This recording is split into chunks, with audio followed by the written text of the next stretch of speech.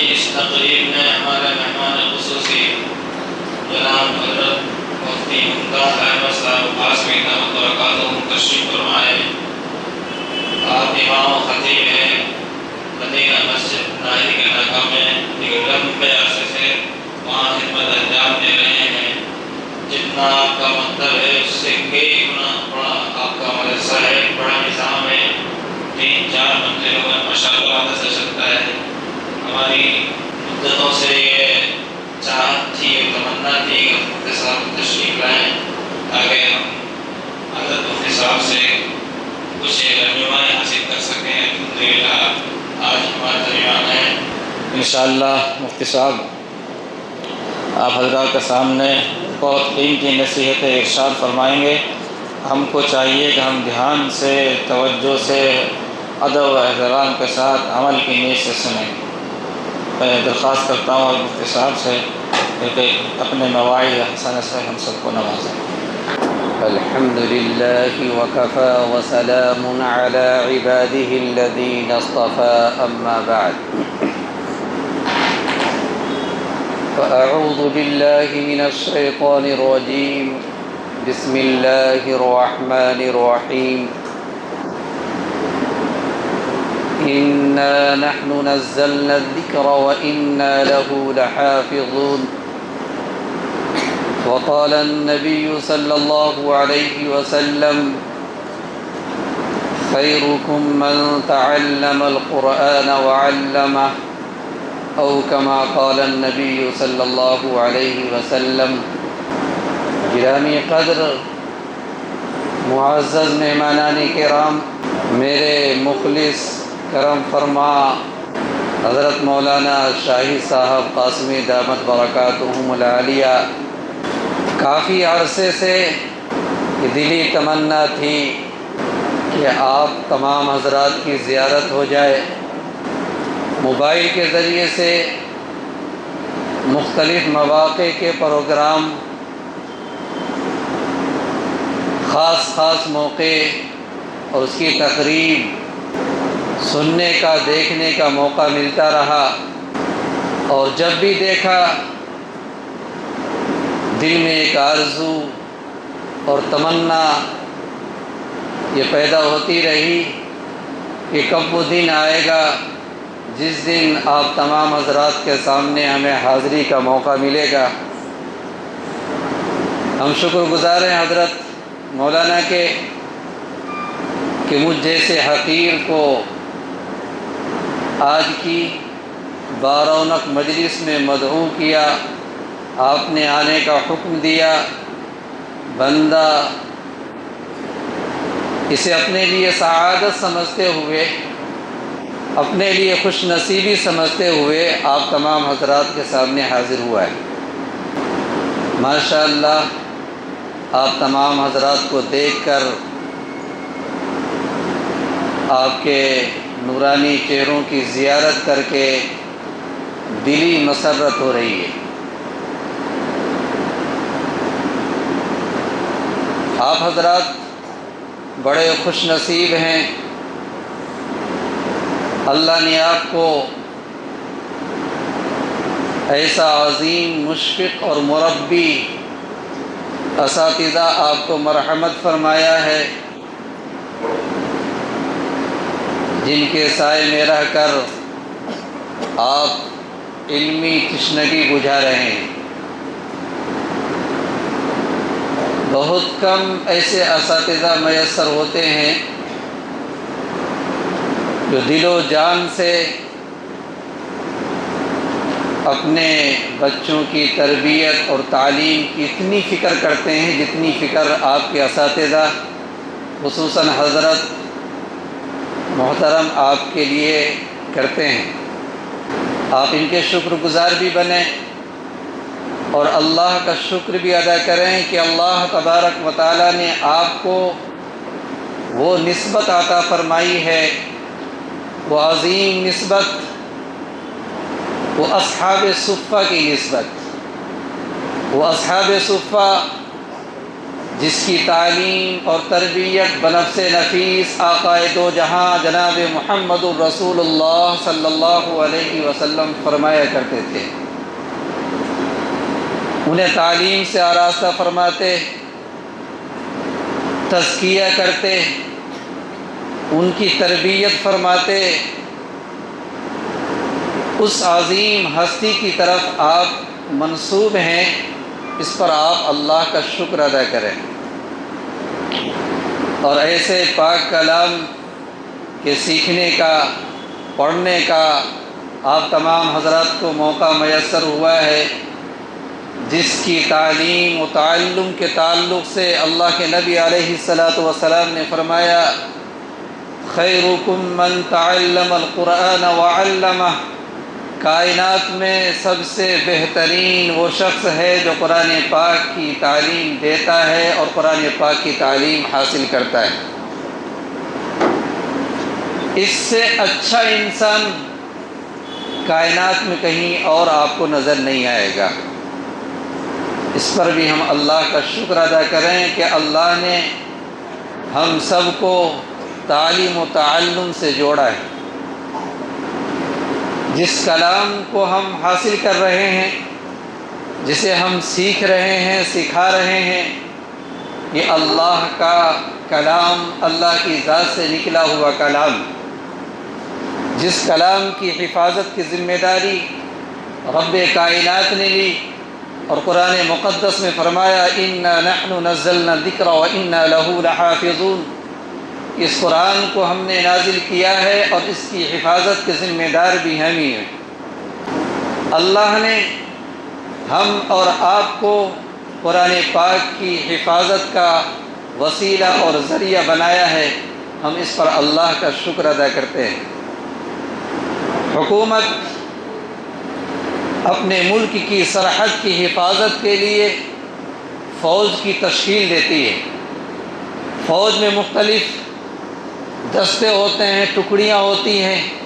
بعض وہ لوگ ہوتے ہیں جو ہواؤں میں، فضاؤں میں لڑنے کی صلاحیت اور مہارت رکھتے ہیں۔ بعض وہ ہوتے ہیں جو دریاؤں میں، سمندروں میں لڑنے پر مہارت رکھتے ہیں۔ بعض وہ ہیں جو خشکی اور میدانوں میں لڑنے کی صلاحیت اور اس میں مہارت رکھتے ہیں۔ الگ الگ فوجوں کی تشکیل تاکہ ہواؤں میں ملک کی حفاظت کی جا سکے، زمینوں کے ذریعے سے ملک کی حفاظت اور سرحد کی حفاظت کی جا سکے، دریاؤں کے راستے سے اگر کوئی دشمن ملک کی طرف غلط نگاہ اٹھائے تو اس کا تعاقب اور اس کا مقابلہ کیا جا سکے۔ غرض کے ہر جانب سے ملک کی حفاظت فوج کے ذریعے سے حکومت کراتی ہے۔ اللہ تبارک و تعالیٰ نے اس کلام کی حفاظت کی ذمہ داری لی ہے، لیکن اللہ تبارک و تعالیٰ ذریعے کے طور پر اپنے پسندیدہ اور محبوب بندوں کا اس کے لیے انتخاب کرتا ہے۔ ہم سب اللہ کے انتخاب اور اللہ کے منتخب کیے ہوئے ہیں۔ اللہ نے اپنے پاک کلام کی حفاظت کے لیے ہمیں منتخب فرمایا ہے۔ اللہ تبارک و تعالی کلام پاک کے الفاظ کی حفاظت حفاظ کرام کے ذریعے سے فرماتا ہے۔ اللہ تبارک و تعالی قرآن پاک کے لب و لہجے کی حفاظت قرائے اعظام کے ذریعے سے فرماتا ہے۔ اللہ تبارک و تعالی معانی و مفاہیم اور اس کی تفاسیر کی حفاظت ائمہ مفسرین محدثین کے ذریعے سے فرماتا ہے۔ قرآن کی حفاظت ہر جانب سے اللہ تبارک و تعالی فرماتا ہے۔ اس کے لیے اللہ تبارک و تعالی نے انسانوں کے دلوں میں ایک الگ الگ جذبہ پیدا فرمایا ہے۔ کسی کا شوق، کسی کی رغبت قرآن پاک صحیح لب و لہجوں میں پڑھنے کا ہوتا ہے، وہ اچھے قاری بن جاتے ہیں۔ بعض کی رغبت اور شوق اس کے معانی اور اس کے مطالب کے حاصل کرنے کی طرف، وہ ائمہ مفسرین بن جاتے ہیں، بڑے مفسر بن جاتے ہیں۔ اور بعض حضرات کو اللہ تبارک و تعالیٰ اس کی طرف آمادہ فرماتا ہے کہ وہ اس کے الفاظ کی حفاظت کرے، وہ رٹ کر یاد کر کے پورے کلام پاک کو اپنے سینے میں محفوظ کر لیتا ہے۔ تو جس طرح بھی قرآن پاک کی حفاظت ہو، چاہے وہ حفظ کے ذریعے سے ہو، قرآن پاک کو اچھے لب و لہجے کے ساتھ پڑھنے کے تعلق سے ہو، معانی و مطالب کے حاصل کرنے کے ذریعے سے ہو، یہ تمام کے تمام وہ دستے ہیں جس کے ذریعے سے اللہ تبارک و تعالیٰ اپنے پاک کلام کی حفاظت فرماتا ہے۔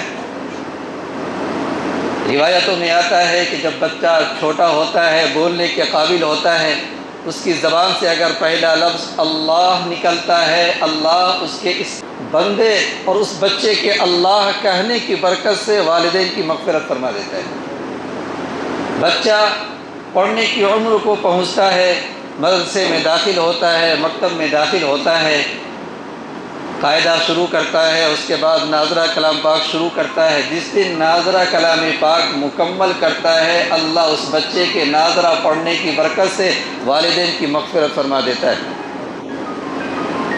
اس بچے کے لیے بھی بڑی سعادت، ان کے والدین کے لیے بھی بڑی سعادت، اور یہاں تک پہنچانے میں جن اساتذہ کی محنت کار فرما رہی ہے وہ اساتذہ بھی قابل مبارکباد ہے۔ بہت سے ہونہار طالب علم ہماری نظروں کے سامنے ہیں۔ آپ سب سے پہلے اللہ کا شکریہ ادا کریں کہ اللہ نے آپ کو چنا ہے۔ اس کے بعد آپ کی بڑی ذمہ داری اور اہم ذمہ داری یہ ہوتی ہے کہ آپ محنت سے علم حاصل کریں۔ آپ کو سر پہ ٹوپی، چہرے پہ سنت، لباس اور نام کے بہت سارے عالم آپ کو نظر آئیں گے، لیکن امت کو جیسے عالم کی ضرورت ہے وہ استعداد، ایسی استعداد کے عالم بہت کم یاد ہیں۔ اس لیے ہم وقت لگا رہے ہیں، وقت کو بہتر طریقے سے ہم لگائیں، یہ ہماری عقل مندی ہے۔ تعلیم میں انہماک سب سے بنیادی چیز، جس طرح اللہ تبارک و تعالیٰ نے عبادتوں میں مختلف درجات رکھے ہیں، کوئی عبادت فرض ہے، کوئی واجب ہے، کوئی سنت ہے، کوئی نفل ہے، اسی طرح علماء فرماتے ہیں کہ تعلیم میں خواہ وہ مدرس ہو یا طالب علم ہو، اس کے لیے بھی کچھ چیزیں فرض کی حیثیت رکھتی ہیں اور کچھ چیزیں واجب ہے، کچھ چیزیں مستحب اور سنت کے درجے میں ہیں۔ بنیادی طور پر اساتذہ کے لیے اور طلباء کے لیے دو چیزیں فرض کی حیثیت رکھتی ہیں۔ سب سے پہلی چیز حاضری، پابندی، خواہ وہ اساتذہ ہوں یا بچے ہوں، پابندی یہ فرض کے درجے میں ہے۔ حاضری بھی ہو اور وقت پر حاضری ہو، یہ بھی ضروری ہے۔ بعض مرتبہ حاضری ہوتی ہے لیکن وہ دیر حاضری ہوتی ہے، دیر حاضری نہیں بلکہ وقت پر حاضر ہونا، پابندی کے ساتھ مدرسہ آنا، تعلیم حاصل کرنا، اس کے برکات الگ ہیں۔ ان چیزوں میں عام طور پر ہمارے معاشرے میں بہت لاپرواہی برتی جاتی ہے۔ مختلف بہانوں سے، معمولی بہانوں سے بچے چھٹی کرتے ہیں، گھر والے چھٹی کرا لیتے ہیں۔ دراصل تعلیم کی اہمیت سے ناواقفیت کی بنیاد پر یہ ہوتا ہے۔ اگر تعلیم اور پابندی کی اہمیت آپ کی نظر میں ہو تو بندہ کبھی غیر حاضر کرنے کو گوارا نہ کرے۔ پابندی ہو، حاضری ہو، وقت پر حاضری ہو، اور دوسری چیز مطالعے کے ساتھ، پڑھنے والا بھی یاد کر کے آئے، پڑھانے والا بھی مطالعہ۔ نورانی قاعدہ میں قاعدہ پڑھانے کی جو طریقے لکھے ہوئے ہیں ان طریقوں کو پڑھے، دن بدن جو نورانی قاعدہ پڑھانے میں مہارت رکھتے ہیں، اسی طرح ناظرہ کلام پاک پڑھانے میں ماہر ہے، حفظ پڑھانے میں ماہر ہیں، رجوع کرتا رہے، سیکھتا رہے، دن بدن ترقی کرتا رہے۔ تو پڑھ کر مطالعہ کر کے پڑھانا، مطالعہ کر کے پڑھنے کے لیے آنا، یہ دوسرے درجے میں یہ دوسری چیز جو ضروری ہے۔ پابندی کے تعلق سے جب میں تعلیم حاصل کیا کرتا تھا الہ آباد کے اندر. میں اپنی بات بتاؤں، گھر والوں کے اس فیصلے پر آج خوشی محسوس ہوتی ہے. 1995 کی بات ہے، درجہ حفظ میں تھا. گھر میں پہلی شادی بڑی باجی کی شادی تھی اور وہاں سے گھر کا فاصلہ مسافت 8 گھنٹے کا تھا. لیکن شادی ہو جانے کے کئی دن کے بعد ہمیں یہ پتہ چلا کہ باجی کی شادی ہو گئی ہے. میرے ماموں محترم جو شہر مفتی ہیں ہمارے ضلع کے، ہمارے سسر صاحب بھی ہیں، ان کا یہ فیصلہ تھا کہ شادی میں شرکت کوئی ضروری نہیں ہے، تعلیم کا حرج اور نقصان ہوگا. ایسا کیا جا سکتا تھا کہ 2 روز کے لیے بلا لیا جاتا، 1 روز کے لیے بلا لیا جاتا، شرکت کے بعد واپسی ہو جاتی. لیکن دل میں وہ اثر نہیں ہوتا جو ان کے اس فیصلے کا اثر آج بھی ہے کہ انہوں نے تعلیم کو کتنی اہمیت دی کہ شادی میں شرکت کو انہوں نے ضروری نہیں سمجھا کہ تعلیم کا نقصان ہو جائے گا. اگر بچے کو خبر ہو گئی تو بھی نقصان ہوگا کہ وہاں اگر نہیں آئے تو دل میں حاضری کی تمنا اور گھر میں کیا ہو رہا ہوگا، کیا نہیں ہو رہا ہوگا، یہ ساری چیزیں دماغ میں چلے تو پھر تعلیم کا نقصان ہوگا. یہ پابندی بہت ضروری ہے تعلیم کے لیے. آپ ذرا تصور کریں، اپنے اساتذہ کو دیکھیں یا اپنے ماضی قریب کے بزرگوں کو دیکھیں. ہمارے استاد تھے مفتی حنیف صاحب رحمۃ اللہ علیہ، اللہ ان کی قبروں کو نور سے منور فرمائیں. 2004-5 میں افتاء کے ہمارے استاد، جوانی کی عمر میں اللہ نے انہیں توفیق دی. حضرت تھانوی رحمۃ اللہ علیہ سے انہوں نے رابطہ کیا. تھانوی رحمۃ اللہ علیہ نے فرمایا کہ الہ آباد میں وصی اللہ صاحب ہیں، شاہ وصی اللہ، بڑے پائے کے بزرگ گزرے ہیں، حضرت تھانوی رحمۃ اللہ علیہ کے خلفاء میں تھے. کہا کہ وہاں جاؤ اور ان سے تربیت حاصل کرو. تو بڑی عمر میں وہ علم حاصل کرنے کے لیے آئے حضرت شاہ صاحب کے پاس. انہوں نے تعلیم حاصل کی. حضرت شاہ صاحب کے بغل میں پاس میں بیٹھ کر 12 سال تک انہوں نے بخاری کا درس دیا. حضرت مفتی حنیف صاحب رحمۃ اللہ علیہ بخاری پڑھاتے ہوئے استاد سے چاٹے کھایا کرتے تھے. بخاری پڑھا رہے ہوتے تھے، استاد پاس میں ہوتے، بعض موقعوں پر انہیں چاٹا بھی مارا کرتے تھے. جب میں سرائے میر اعظم گڑھ میں افتاء میں تھا، اس وقت تقریباً وہ 7 سال کا عرصہ ان کا گزر چکا تھا مدرسے میں. 7 سال کے عرصے میں وہ صرف 4 جگہ گئے تھے. ایک ان کا اپنا کمرہ، 7 سال کا عرصہ اس مدرسے میں ان کو ہوا تھا، اس سے پہلے وہ گورینی کے اندر تھے. تو 7 سال کے عرصے میں مدرسے میں وہ 4 جگہ گئے. ایک اپنا کمرہ، ایک دارالحدیث، ایک دارالفتاء، ایک مسجد. 7 سال میں ان 4 جگہوں کے علاوہ 5ویں جگہ وہ گئے نہیں. جس کمرے میں وہ رہتے تھے کھڑکی کی اونچائی 3 سے 4 فٹ. 7 سال میں انہیں پتہ نہیں کھڑکی کے پیچھے میدان ہے یا کھڑکی کے پیچھے کوئی آبادی ہے. 7 سال میں انہوں نے کھڑکی کے پیچھے جھانکا بھی نہیں کہ کھیت ہے یا کوئی آبادی ہے. وہ فرماتے کہ طالب علم کے لیے جلسوں میں شرکت کرنا، جلوس میں جانا، یعنی تعلیمی انہماک سے ہٹ کر کسی اور مشغلے میں لگنا، یہ ایسا ہے جیسے کوئی ایک شوہر کے ہوتے ہوئے کسی اور شوہر کے پاس جائے. طالب علم کو خالص محبت اور عشق کتاب سے ہونی چاہیے. کتاب سے ہٹ کر کسی سے کوئی محبت نہیں، کسی سے کوئی عشق نہیں.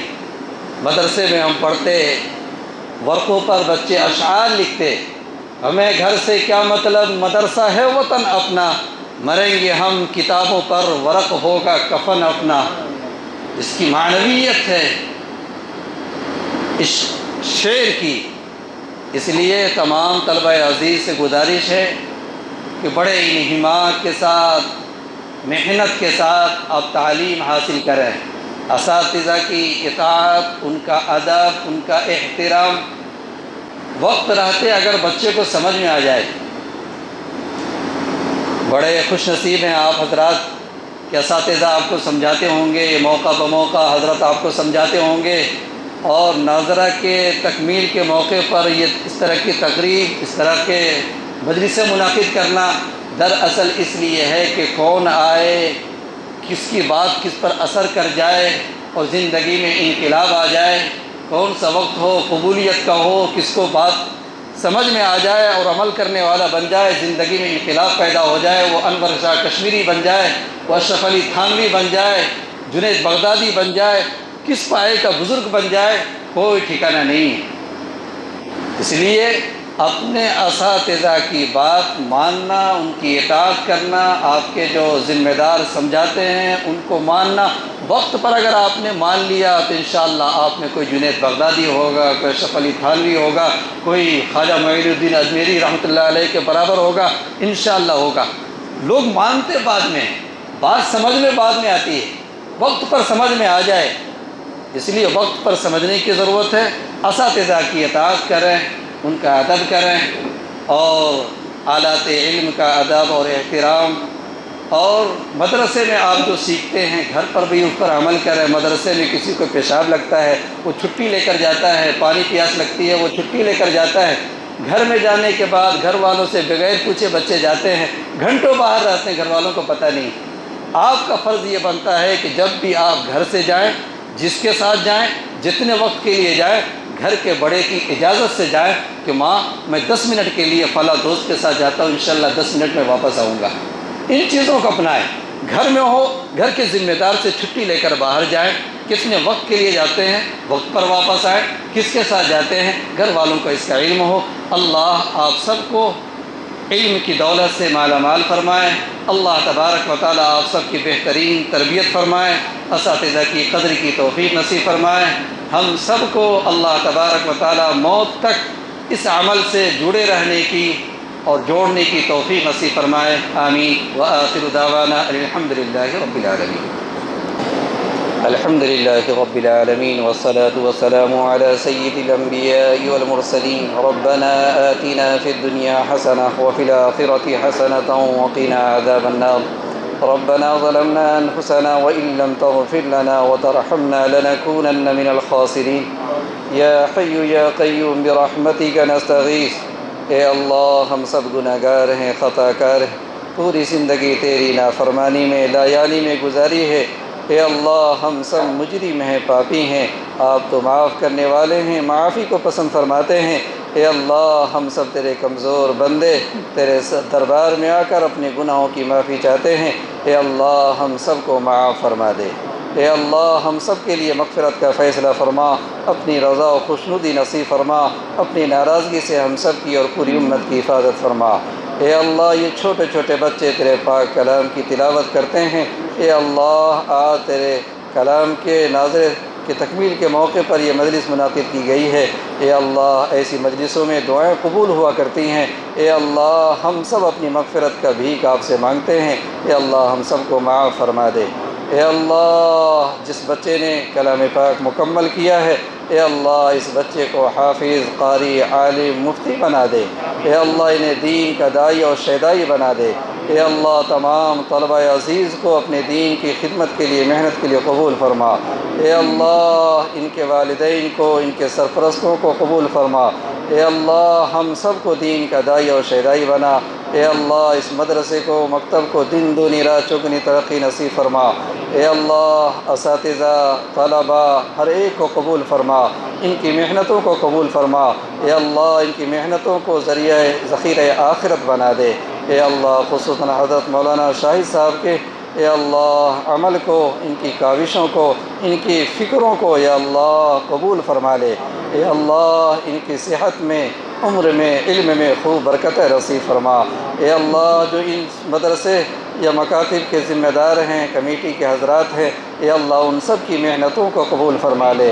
اے اللہ ان کی جائز مرادیں پوری فرما، ہم سب کے دلی جائز مرادوں کو اپنے فضل سے پورا فرما۔ اے اللہ ہم سب کے آباء و اجداد کی مغفرت فرما۔ اے اللہ ہم سب کے اساتذہ کی مغفرت فرما۔ اے اللہ جن اساتذہ نے ایک حرف بھی ہمیں پڑھایا ہے ان کا ہم پر حق ہے۔ اے اللہ ہم ان کی مغفرت کی دعا کرتے ہیں۔ اے اللہ ہم سب کے اساتذہ کی مغفرت فرما۔ اے اللہ جو موجود ہیں ان کی عمر میں برکت نصیب فرما۔ اے اللہ اس بچے کو قبول فرما، ان کے والدین کو قبول فرما۔ اے اللہ ہم سب کی دعاؤں کو اپنے فضل سے اپنے حبیب کے صدقے میں قبول فرما۔ وصلی اللہ تعالی علی خیر خلقہ محمد وآلہ واصحابہ اجمعین برحمتک یا رحمن۔